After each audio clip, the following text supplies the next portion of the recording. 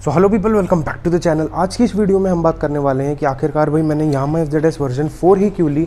हालांकि इसके अलावा भी मार्केट में इससे बेटर ऑप्शंस मिलते हैं in terms of power and features, तो फिर भी मैंने यही क्यों ली, इस बारे में आज मैं डिस्कस करूंगा। और साथ ही मैं शेयर करूंगा मेरा 2 मंथ का एक्सपीरियंस। मैंने 15 मार्च को इसकी डिलीवरी ली थी, तब से मेरे पास में ये, और आज 25 मई है, तो 2 महीने 10 दिन हो चुके हैं इस बाइक को मेरे पास में। तो मैं आपसे सारी चीज़ें शेयर करूंगा कि क्या क्या बढ़िया चीज़ है, क्या क्या खामी है, ठीक है। उससे पहले यार मेरी एक आपसे छोटी सी रिक्वेस्ट है कि आप चैनल को सब्सक्राइब जरूर करना अगर आप वीडियो देख रहे हो तो, या आप काफ़ी टाइम से वीडियो देखते आ रहे हो और आपने चैनल को सब्सक्राइब नहीं किया है तो डू सब्सक्राइब। चैनल सिर्फ 3.7% लोग ही सब्सक्राइब करते हैं, तो प्लीज़ सब्सक्राइब। यार एक बेचारा लाचारा बेसहारा आदमी की आपसे रिक्वेस्ट है कि please subscribe to the channel, ठीक है। तो चलो लेट्स स्टार्ट। तो भाई बाइक लेने का मेरा प्लान बना था when I was in 12th। मेरे फर्स्ट टर्म के एग्ज़ाम्स हो गए थे, उसके अंदर बहुत ही बकवास मार्क्स आए थे मेरे, और फिर भी मेरा तब पापा ने बोला कि बाइक लेगा। मैं ले लेंगे, बिल्कुल ले लेंगे। मैं नीचे अपने दोस्त के साथ बैठा था झूले पे, तो वो नीचे आके बाइक लेगा, मैं लेंगे लेंगे लेंगे। फिर उन्होंने मेरे को बोला चल तो ऑप्शंस निकाल ले, पर लेकिन फिर इवेंचुअली वो प्लान कैंसिल हो गया। पर लेकिन फिर जब मेरे बोर्ड का रिजल्ट आया 12th क्लास का, ठीक ठाक आया, नॉट दैट ग्रेट, 77% आए थे। इतने अच्छे नहीं है बट ठीक है। तो उन्होंने बोला चल ठीक है, अब तो इतनी बाइक बाइक बाइक बाइक कर रहा है, तेरे को दिला देते हैं, क्योंकि मेरे को आगे काम भी आ जाएगी। जैसे मैंने आपको बताया था कि MSCPL क्या बोलते हैं उसको, स्टूडेंट हूँ मैं फ़िलहाल, ग्राउंड ट्रेनिंग कर रहा हूँ, मेरी ग्राउंड क्लासेस चल रही है। तो उसके बाद में जब मैं फ़्लाइंग के लिए जाऊँगा मेरे फ्लाइंग स्कूल में, तो वहाँ पे रूम से स्कूल से रूम, तो एक व्हीकल चाहिए होता है। तो उसने बोला चलो भाई ठीक है, I will get you a bike. तो फिर मैं ढूंढना शुरू किया। तो भाई मैंने 5 बाइक शॉर्ट लिस्ट करी। सबसे पहली थी यामाहा की MT-15, सेकंड वॉज हमारी बजाज की N250, नॉट 160, N250, और उसके बाद में थी अपनी TVS की अपाचे 160 RTR जो आती है उसकी 4V, और फोर्थ थी होंडा हॉर्नेट, और फिफ्थ थी यामाहा FZS वर्जन 4। तो भाई सबसे पहले मैं खुद गया था पर्सनली शोरूम में जाके, और वहाँ पे मैंने सबकी टेस्ट ड्राइव ली, मैं अकेला गया था, ठीक है। और उसके बाद में यामाहा के शोरूम में मैं अपने दोस्त के साथ में गया था, जो मेरे साथ में वीडियो शूट करता है, जो पिछली वीडियो हेडलाइट वाली वीडियो में जिसकी पल्सर थी ना, सॉरी नॉट पल्सर, प्लेटिना, ठीक है, और जिसकी नेक्सॉन खड़ी थी पीछे, फ्रेम में पीछे नेक्सॉन थी ना, वो भी उसी की है। तो उसके साथ में मैं गया था फाइनली इसको देखने के लिए। पर उसके पहले मैं बाकी सारे शोरूम्स भी देख के आया था। मैं सबसे पहले मैं TVS गया था, क्योंकि वो पास में पड़ता है। तो मैंने अपाचे की वो ली टेस्ट ड्राइव, तो मुझे मज़ा नहीं आया यार, क्योंकि देखो TVS की हैंडलिंग है ना, दैट इज़ नॉट ग्रेट, मतलब मुझे पसंद नहीं है। जुपिटर भी मैंने चलाई है, मेरे चाचू की जुपिटर अभी भी हमारी घर पे ही खड़ी हुई है, क्योंकि वो अभी आउट ऑफ टाउन गए हैं, तो यहाँ खड़ी छोड़ के गए हैं। वो भी चलाता हूँ ना, तो यार वो कॉन्फिडेंस नहीं आता, उसकी हैंडलिंग उतनी मज़ेदार नहीं है। और दूसरी चीज़, जब मैं टेस्ट ड्राइव ले रहा था अपाचे की, तो उसके गियर बहुत अटक रहे थे। मतलब डाउन शिफ्ट में तो चलो किसी बाइक में अटकते हैं, 1-2 बार इसमें भी अटके हैं, ऐसा नहीं इसमें नहीं अटके हैं, इसमें भी अटकते हैं, मगर उसके अप शिफ्ट में अटक रहे थे। मैं सेकंड से थर्ड पे डाल रहा था, वो जा ही नहीं रही थी थर्ड पे। तो फिर वही वहाँ पे खैर हैंडलिंग की वजह से तो मैंने पहले से ही हटा दिया था TVS को, ठीक है। उसके बाद मैं बजाज गया, बजाज की N160 मैंने चलाई हुई है मेरे दोस्त की। मैंने N160 वर्सेस इसका जो रिव्यू बनाया था, वो वाली बाइक वो मेरी दोस्त की है। अगर आपने वो वीडियो नहीं देखी तो आप यहाँ पे क्लिक करके ऊपर देख सकते हैं, ठीक है। तो वो मैंने चलाई थी, तो मुझे थोड़ा बहुत आइडिया था कि यार पल्सर में थोड़ा सा आगे फॉरवर्ड लीन है, थोड़ा लोअर बैक में दर्द होगा, but it is a powerful vehicle, ठीक है। चलाने में it is good. Front suspension भी उसका इसके जितना मज़ेदार नहीं है। इसके अंदर 41 mm के आपको टेलीस्कोपिक फोक्स मिलता है, और उसके अंदर तो मतलब इससे तो पतले ही है, आई गेस वो 35-37 समथिंग mm के। तो हाँ, तो मेरा ये था कि हाँ चलो थोड़ी पावरफुल बाइक हो जाएगी, और थोड़ी अच्छी स्पोर्टी भी लगती है, और थोड़ी स्लीक डिज़ाइन भी है उसका। तो मैं वो भी देखने गया, तो N250 मुझे पसंद आ गई, तो वो मैंने शॉर्ट लिस्ट कर दी थी। फिर उसके बाद में मैं कहा ये एक रहेगी। उसके बाद में फिर मैं होंडा हॉर्नेट देखने गया, पर लेकिन वो भी मैंने हटा दी थी अपनी लिस्ट से, क्योंकि यार उसके अंदर लुक्स बहुत अच्छी है उसकी, नो डाउट अच्छी लगती है वो देखने में। एक तो उसकी सीट बहुत ज़्यादा टाइट है, मतलब क्लोज टू पल्सर, पर उसकी बहुत ज़्यादा टाइट है, उसकी पल्सर से भी ज़्यादा कड़क सीट मिलती है, तो सीट के मामले में वो इतनी अच्छी नहीं है। और होंडा को जब हम चलाते हैं ना, तो यार तो वो जो एक थोड़ी मतलब ऐसी स्मूथनेस सी होती है ना, वो उसमें मुझे थोड़ी सी कम फील हुई as compared to Yamaha and Bajaj.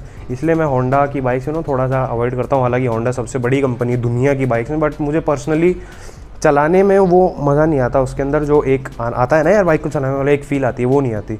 और एक तो उसकी सीट बहुत हार्ड थी, दूसरी चीज़ वो पीछे से देखने में थोड़ी सी अजीब सी थी। फ्रंट से although it is really good, hornet काफ़ी अच्छी लगती है, बट पीछे से थोड़ी अजीब लग रही थी, इसलिए फिर मैंने वो भी हटा दी। फिर लास्ट में मैं मेरे दोस्त के साथ गया था यामाहा के शोरूम में, वैशाली नगर में, ठीक है। तो वहाँ पे हम गए, वहाँ पे मैंने MT-15 की सीट देखी, यार वो बहुत छोटी थी, तो पर लेकिन मेरे को पसंद तो थी, क्योंकि मेरे दिमाग में ये था कि यार लेनी तो मुझे यामाहा ही एट लास्ट। पर लेकिन बाकी वो भी देख लेते एक बार, और वो क्या बोलते हैं बाइक्स प्रोडक्ट्स और देख लेते, क्या पता कुछ बेटर ही मिल जाए हमें यामाहा से भी। तो फिर उसके बाद में मैंने MT-15 की मुझे टेस्ट ड्राइव तो नहीं मिली, पर लेकिन फिर मैंने इसकी टेस्ट ड्राइव ली थी, इसके ब्लैक कलर की, मैट ब्लैक कलर की टेस्ट ड्राइव ली थी। तो ये भी चलाने में अच्छी थी, मतलब काफ़ी स्मूथ है। एक्चुअली MT-15 से थोड़ी ज़्यादा कंफर्टेबल है ये चलाने में, क्योंकि इसकी सीट उससे कंफर्टेबल है। MT-15 की इससे थोड़ी सी हार्ड सीट है। पल्सर जितनी हार्ड नहीं है, बट बीच में आती है वो पल्सर और इसकी, उसमें देखा जाए ना कंफर्ट, तो इसकी आपको काफ़ी अच्छी कुशनिंग मिलती है। उसके अंदर कुशनिंग थोड़ी सी कम है, but it is also comfortable. तो वो तो मुझे टेस्ट ड्राइव के लिए मिली नहीं, पर लेकिन वो मैंने गुड़गांव में टेस्ट ड्राइव करी थी, तो वहाँ पे अच्छी थी वो, ठीक है। मेरे को पसंद थी वो बाइक, इसलिए मैं उसी का प्लान बना के गया था। फिर मैंने ये चलाई तो मेरे को ये भी था, तो भाई फिर मैंने 3 शॉर्टलिस्ट करी, बजाज की N250, Yamaha MT-15 and FZS version 4। तो उसके बाद में फिर जब मैं अपने पापा को लेके गया, फाइनली जब हम बाइक बुक करने के लिए गए, तो मैंने उनको बोला कि मैंने 3 बाइक शॉर्टलिस्ट की है, 1 बजाज की है, 2 यामा की है। तो पहले उन्होंने बोला चल बजाज चल देते, पास में ही है वो भी। तो हम बजाज के शोरूम गए, वहाँ पे N250 उस टाइम पे शायद से जो मैं देखने गया था वो शायद निकल गई थी, अगर 250 नहीं थी 160 थी। तो मैंने बोला, मैं कहा अब ये चला के देख लो, it is almost the same, engine का फ़र्क है बस खाली, बाकी चलाने वालाने में सब सेम है, चेसिस सेम है, सब कुछ सेम है उसके अंदर। तो उन्हें वो बिल्कुल पसंद नहीं आई कह रहे एक तो बहुत पतली है आगे से देखने में, और दूसरी चीज़ आगे थोड़ा सा फॉरवर्ड लेना है, क्योंकि पापा भी चलाते हैं थोड़ी बहुत ये बाइक, मतलब इतनी नहीं चलाते, बट हाँ वो भी चलाते हैं और उनको ज़्यादा शौक है बाइक से, क्योंकि उनसे स्कूटी नहीं चलती, क्योंकि वो शुरुआत से बाइक ही चलाते हुए आए हैं इस वजह से। तो भाई उन्होंने N16 और 250 मना कर दिया। और दूसरा उनका रीज़न ये था कि सिटी के हिसाब से बहुत बड़ा इंजन है वो, तो वो मैं नहीं दिलाऊंगा। मैंने N160 बोला, तो N160 तो उन्होंने वैसे ही मना कर दिया कि वो तो चलाने में मज़ेदारी नहीं है, सेम वो चीज़ है। मैं कहा चलो भाई ओके, मैं कहा चलो अब यहाँ चलते हैं, MT-15 के लिए मनाएंगे ये। पर MT-15 के लिए भी नहीं माने, हम यामा के शोरूम गए। फिर वहाँ पर उन्होंने उसकी सीट देखी, जो कि एक वैलिड पॉइंट है कि भाई यहाँ उसमें MT-15 में सारी चीज़ें बहुत बढ़िया है, सारी चीज़ें मतलब एकदम, क्या इंजन है उसका, ओहो, क्या क्लच बॉक्स है, ओहो, VV है, ओहो, डुअल चैनल ABS, ओहो। पर लेकिन दिक्कत ये है भाई, उसकी सीट जो है ना वो बहुत छोटी है। तो उसके अंदर मैंने उनको बोला, मैं एक बार टेस्ट कर लो आप बैठ के। तो पहले आगे मैं बैठा, मेरे पीछे पिताजी बैठे, वो बैठ ही नहीं पाए, क्योंकि उन्होंने इंडियन डैड्स थोड़ा रहता है फैट का, वो पेट अच्छा खासा होता है, ठीक है। तो वो चीज़ है, तो एक वो प्रॉब्लम थी। दूसरा ये था कि उनके हिसाब से वो बाइक बहुत ज़्यादा पावरफुल है और मेरे को वो नहीं लेनी चाहिए। अब ये तो खैर हर एक कॉमन रीज़न होता है, पर लेकिन मेन रीज़न तो यही था कि सीट वाली दिक्कत थी। तो उसके बाद में उन्होंने ये चलाई। अब क्योंकि मेरे पास में, मैंने आपको बताया था, यामा की FZ वर्जन 2 हुआ करती थी। Let me correct that, version 2 नहीं थी वो, इट वाज SZ। कल मेरे को उसकी मैनुअल ली, मैं कहा वर्जन 2 नहीं थी, अरे नहीं SZ थी, मैं तुझे वही तो कहता हूँ कब से मैं, ओके। तो इट वाज SZ के ऊपर, लेकिन उसके अंदर दोनों में सेम इंजन आता था उस टाइम पे, FZ का इंजन आता था। जैसे एक और बाइक आती थी ना, सल्यूटो में तो 125 था, नहीं उसके अंदर ही था, सेम इंजन था FZ वाला, बस खाली स्ट्रक्चर उसका थोड़ा बेसिक सी बाइक का था। जैसे होंडा शाइन आती है ना, उस टाइप की थी वो, पर लेकिन उससे थोड़ा वाइडर उसका रियर टायर था, आई गेस 110 सेक्शन का टायर था, समथिंग कुछ ऐसा ही था। तो ये चीज़ थी, तो इसलिए उन्होंने ये वाली चलाई हुई थी, फिर उन्होंने ये चलाई, वो बोले इसको चला के देख, इसके अंदर और ज़्यादा मज़ा है। पर लेकिन मैंने उनको समझाया कि यार इसके अंदर सिंगल चैनल ABS है, डुअल चैनल ABS है, क्योंकि देखो डुअल चैनल ABS से बहुत डांट टूटते। मेरा बड़ा भाई है, उसने FZS वर्जन 3 ली थी, उसके अंदर डुअल चैनल ABS नहीं था, उसका पीछे वाला ब्रेक लॉक हुआ, वो गिरा, उसने अपनी इतनी गंदी कोनी तोड़ी थी। उसके बाद में उसने उसी महीने बेच के फिर MT-15 ली थी because of dual channel ABS। तो इसलिए फिर मेरे दिमाग में ये था कि यार मुझे तो डुअल चैनल ABS बाइक ही लेनी है। मगर हमारे जो सेल्स एग्जीक्यूटिव थे वहाँ पे हमारे शोरूम में, मैं नाम नहीं लूँगा वरना क्या पता गुस्सा हो जाए वो, अभी सर्विस करानी है इसकी 3 और फ्री, ठीक है। तो उन्होंने हमारे पिताजी को बोला और मुझे बोला जी इसके अंदर तो डुअल चैनल ABS आता है।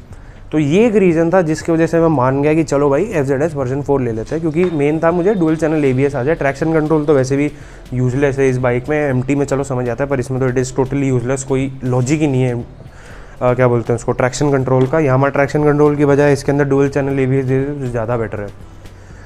तो इसलिए भाई फिर हम इसको मान गए, फिर इसको फाइनल ले लिया है हम 15 मार्च को। और फिर जब 1 महीने बाद, नहीं 1 महीने बाद नहीं एक्चुअली, उसके बाद में फिर जब मैंने 15 को लाया था, 20 या 21 को मैंने इसका वॉक अराउंड डाला था यूट्यूब चैनल पे अपने। फिर उसके नीचे लोगों को कमेंट आने लगे कि भाई ये तो सिंगल चैनल ABS है, इसके अंदर डुअल चैनल आता ही नहीं। तो मैं वहाँ पे भी लड़ता था उनसे, मैं नहीं इट इज़ डुअल चैनल, मेरे को कंपनी वालों ने बोला इट इज़ डुअल, वो बोलते थे नहीं तू पागल है, तुझे कुछ नहीं पता, तुझे कुछ नहीं पता, इट इज़ सिंगल। जो कि मुझे भी यही लगता था, लेकिन जब मैं लेने जा रहा था तब भी मैं बहुत अच्छे से रिसर्च करके गया था, हर जगह सिंगल चैनल था, ठीक है। मगर उसने मुझे बोला डुअल है सर, अभी अपडेट हुई है। मैं कहा ओके चलो भाई मान लेते हैं, आप बेचते हो, आपका काम है, आपको पता होगा। फिर मैं इसको फर्स्ट सर्विस पे लेके गया, तो मैंने वहाँ पे एक बार फिर से कंफर्म करा लिया, तो उन्होंने मना कर दिया। मैं कहा सर आपके उन्होंने तो बोला था ये डुअल चैनल है, कह रहे सर पॉसिबल ही नहीं है, तो सिंगल है, आप ऐसे कैसे बोल सकते हो। तो फिर तब से जो मेरा दिमाग ख़राब हुआ है, आज जाके मैं थोड़ा सा शांत हो आऊँ। पर लेकिन भाई एक चीज़ मैं आपको बता दूँ, अगर आप ये बाइक लेने जा रहे हो और आपके शोरूम वाले जो हैं अभी जैसे इसके नए कलर्स आए हैं तो वो कोई बोलेगा जी नया कलर आया, नया अपडेट आ गया, नहीं मानना। अभी भी सिंगल चैनल ABS है, कुछ नहीं किया है हमने, सिर्फ नए कलर निकाले हैं। एक IC फ्लू वर्मिलियन निकाला है और एक साइबर ग्रीन निकाला है, बाकी कुछ नया नहीं है इस बाइक में, बाकी कुछ भी नया नहीं है इस बाइक में। आपको सिर्फ कलर चेंजेस मिलते हैं, नो फीचर अपग्रेड, कुछ नहीं है, ठीक है। तो दिस वॉज माई स्टोरी। अगर वो मुझसे झूठ नहीं बोलते हमारे सेल्स एग्जीक्यूटिव तो मैं किसी ना किसी तरीके से भले ही 1 हफ्ते बाद मना के पिताजी से MT-15 ले लूँगा, बट चलो कोई बात नहीं, आ गई। It is also good bike, कोई बुराई नहीं है इसमें, ठीक है। अब बात करते हैं अब मेरे 2 मंथ एक्सपीरियंस के बारे में। तो भाई 2 मंथ एक्सपीरियंस भी मेरा बिल्कुल 1 मंथ की तरह रहेगा, विच इज़ फैंटेस्टिक। कोई इसके अंदर मेजर एसेस प्रॉब्लम नहीं आई है मुझे अभी भी। छोटी मोटी प्रॉब्लम जैसे कभी कभी इसका डाउन शिफ्ट करते हुए गियर अटक जाता है सम टाइम्स, जैसे अब आप लगा लो 2 महीने में 10-12 बार हुआ होगा मेरे साथ में ये चीज़। तो एक ये है, और इसके अंदर डाउन साइड और देखा जाए तो इसके जो रियर व्यू मिरर है उनका साइज़ बहुत छोटा है, जिसकी वजह से आपको पीछे का इतना एरिया नहीं दिखता। क्योंकि अब रेफरेंस के लिए अब मैं जैसे गाड़ी चलाता हूँ मैं थोड़ा सा अपना शोल्डर लेता हूँ इसके अंदर कि भाई मुझे रेफरेंस मिल जाएगी कितनी दूर है गाड़ी जो पीछे आ रही है, तो उसकी वजह से फिर बाकी का बचा हुआ व्यू है ना वो बस इतना छोटा सा मिलता है, तो ढंग से देखने को नहीं मिलता इसके अंदर। दूसरी चीज़ इसके अंदर अगर मैं नेगेटिव की बात करूँ तो भाई फाइबर बॉडी है इसकी, ये एक बेकार चीज़ है। तो ये जो बजता है ये अच्छा नहीं लगता। वैसे तो चलाते हुए नहीं बजी है अभी तक फ़िलहाल, क्योंकि मैं बहुत आराम से चलाता हूँ वैसे तो। और हालांकि क्वालिटी ऑफ मटेरियल बेटर है, होंडा से काफ़ी अच्छी है इसके अंदर। पर हाँ ये है कि यार अगर ये मेटल की होती तो ज़्यादा बेटर होता। थोड़े दिन पहले वर्जन 2 आई थी मेरे बिल्डिंग में, तब मैंने देखा था उसके अंदर मेटल टैंक आता था। काइंड ऑफ यही डिज़ाइन है उसके अंदर, बस इतने ज़्यादा बाहर नहीं आता। पर यार ये डिज़ाइन मेटल में भी बन जाता है और वेट भी इतना ज़्यादा नहीं बढ़ता इस बाइक का, क्योंकि आप FZX अगर देखोगे तो वो फुल टैंक के साथ में 140-142 किलो की है, ये 136 kgs की है। भाई 8 किलो में कुछ फ़र्क नहीं पड़ता है एवरेज का, मतलब गिरेगी भी तो 1 या 2 KMPL की एवरेज गिरेगी और उससे तो फ़र्क नहीं पड़ता है। पर स्ट्रक्चर थोड़ा और बेटर देना चाहिए था यामाहा को, ये मैं कहूँगा कि मेटल टैंक एटलीस्ट ये साइड वाले पार्ट मेटल के दे देते, जैसे FZX में आता है साइड वाला जो आपको पूरा टैंक है ये पार्ट मेटल का है, बीच में उन्होंने फाइबर की स्ट्रिप दे रखी है, चलता है, इट इज़ वेरी गुड। अब मडगार्ड भी मत दो मेटल का, आप सिर्फ टैंक दे दो। क्योंकि यार जैसे लोग होते हैं, जैसे लोग कमेंट करते हैं कि यार हम इसके ऊपर 20 लीटर की जो पानी का कैंपर आता है वो रख सकते हैं कि नहीं, भाई बिल्कुल नहीं रख सकते आप, आपकी सारी क्लिप टूट जाएगी, बजने लगेगी पूरी आपकी टंकी। तो इसलिए वही है कि फाइबर मेटल होना चाहिए इसके अंदर। बाकी और चलाने में देखा जाए it is very smooth. Front suspension तो ओहो चुम्मा है, पीछे वाला थोड़ा सा स्टिफ है बट स्टेबल रखता है बाइक को अपनी स्टिफनेस की वजह से। मोनोक्रॉस सस्पेंशन आता है इसमें, 7 स्टेप एडजस्टेबल। मैंने उसको डिफ़ॉल्ट सेटिंग भी रख रखा है, मैंने चेंज नहीं कराई, वरना फिर उसका ट्रैवल बढ़ जाएगा तो ऐसे जिंग जिंग जिंग जिंग जिंग जिंग ऐसे होएगी बाइक। बाकी ओवरऑल देखा जाए तो it is really good bike, I enjoy it. बस एक डुअल चैनल ABS नहीं है, पर कोई बात नहीं, hey it is nice, it is good bike. तो देखो फाइनल कंक्लूजन, कम्यूटर है, good pickup, good mileage, good comfort, good suspension. Negatives, fully fibre body, small rear view mirrors, low power, ठीक है, लो पावर भी हम कह सकते हैं क्योंकि 150 सीसी में N150 में 14 bhp मिलती है, इसमें सिर्फ 12.3 bhp मिलती है। तो यार कम से कम 13 तो होनी चाहिए थी इसके अंदर, ठीक है। तो लो पावर एक चीज़ रहेगी, और चौथा इसके अंदर रहेगा नो गियर पोजीशन इंडिकेटर, सबसे मोस्ट फोर्थ वाला no dual channel ABS। Even though 1,60,000 रुपये ऑन रोड है, मगर डुअल चैनल ABS आपको अभी भी नहीं मिलता है। और एक और नेगेटिव मैं कहना चाहूँगा कि भाई हेडलाइट है, फोकस लैग करती है। प्रोजेक्टर होना चाहिए था इस आपको प्राइस पॉइंट में। FZX में आपको प्रोजेक्टर मिलता है, इसके अंदर आपको रिफ्लेक्टर बेस्ड LED मिलती है, तो एक और ये चीज़ रहेगी इसके अंदर। बाकी देखा जाए तो इट इज़ गुड, चलाने में अच्छी है।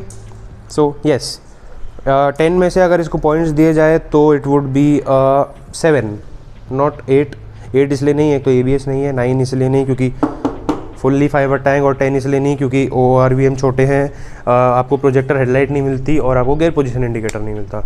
So yes, this was the video. अगर आपको वीडियो पसंद आई हो तो इसे लाइक ज़रूर करना और शेयर करना अपने दोस्तों के साथ में जो FZS वर्जन 4 को लेने का प्लान कर रहे हैं। क्या क्या नेगेटिव्स है, क्या क्या पॉजिटिव्स है, सारी चीज़ें भाई देखो मैं सच बताता हूँ, मैं छुपाता नहीं हूँ, क्योंकि मुझे ना यामाहा ने पैसे दिए, उल्टा मैंने उन्हें दिए बाइक लेने के लिए।